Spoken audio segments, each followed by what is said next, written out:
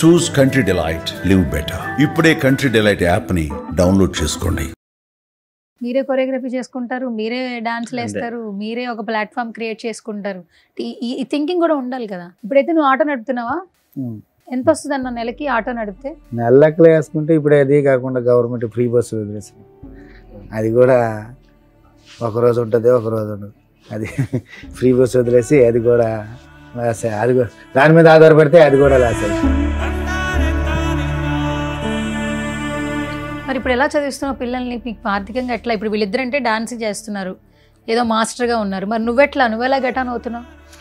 ఎట్లా అంటే చేసేది ఒకరోజు ఉంటుంది, ఒకరోజు ఉండదు. అడ్జస్ట్మెంట్ చేసుకోవాల్సింది అంతే. ఇక దీని మీదనే ఆధారపడదాం. ఈ ఎటో మన పావులోకి వచ్చాం కదా, దీని మీదనే ఆధారపడదాం అనేసి ఆ లెక్కలు ఆలోచిస్తామంటే అది కూడా అంత మాత్రానే ప్రతి ఒక్కరికి ఎలాగైనా ఫ్రీగానే చేయాల్సి వస్తుంది. ప్రతి ఎవరు పూర్తి ఇట్లా బాగా చేస్తున్నారు ఏంది మీ సమస్య ఏంటి అని ఒక్కరు కూడా ఇలా అడిగే వాళ్ళే లేరు. ఇద్దరు వచ్చేటప్పుడు బాధను చూసి నేను ముందుగానే చెప్పాను, ఇట్లాంటి పరిస్థితిలో పోవడం అవసరమా, మన దగ్గర ఛార్జీలు కూడా డబ్బులు లేవు అంటే వీళ్ళు లేదు మాస్టర్ ఫస్ట్ అవకాశం వదులుకోకూడదు, ఎక్కడైనా తీసుకునైనా పోదాం. సరే మీ ఆశ నేను ఎందుకు కాదని మళ్ళీ నేను చెప్తే బాగోదు కదా, మీ మాట నేను ఎప్పుడు కాదని లేదు, సరే మీరు అనుకున్న ప్రకారమే మనం పోదాం అనేసి. సూపర్. అసలు నేను ఇంటర్వ్యూ అడిగినప్పుడు కూడా ఎంత చక్కగా మాట్లాడారు బ్రో మీరు. అసలు నాకు ఇన్ని అని తెలీదు, లేదంటే ముందు నుంచి ఎంత నవ్వుతూ నేను అసలు మాట్లాడేదాన్ని.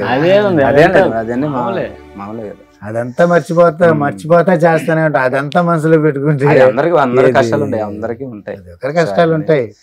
కానీ మీరు ఎంత కొంత నేమ్ వచ్చింది ఫస్ట్ సినిమాకి, తర్వాత ఎందుకు ఫ్రీగా చేయకండి? ఇప్పుడు ఏదైనా మనకి ఎవరైనా పనిస్తే డబ్బులు వస్తాయనే చేస్తాం కదా. ఇప్పుడు మీకు ఫ్యామిలీస్ ఉన్నాయి, మీరేమి సింగిల్స్ కాదు కదా, ఫ్రీగా అడిగితే చేయకండి. అదే ఇప్పుడు ఈసారి వస్తే అలాగా మాట్లాడు. ఇప్పుడు ఈ షో కూడా ఫ్రీయేనా?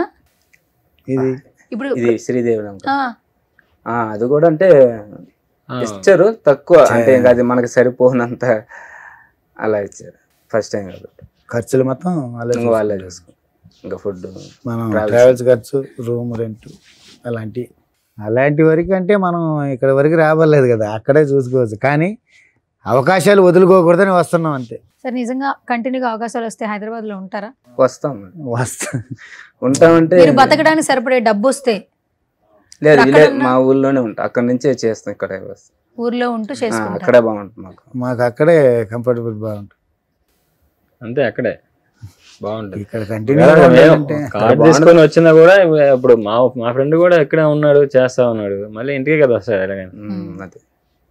అలాగే ఉంటది. సుమన్ టీవీలో మీ పర్సనల్ అండ్ బిజినెస్ ప్రమోషన్స్ కోసం కింది నెంబర్కి కాంటాక్ట్ చేయండి.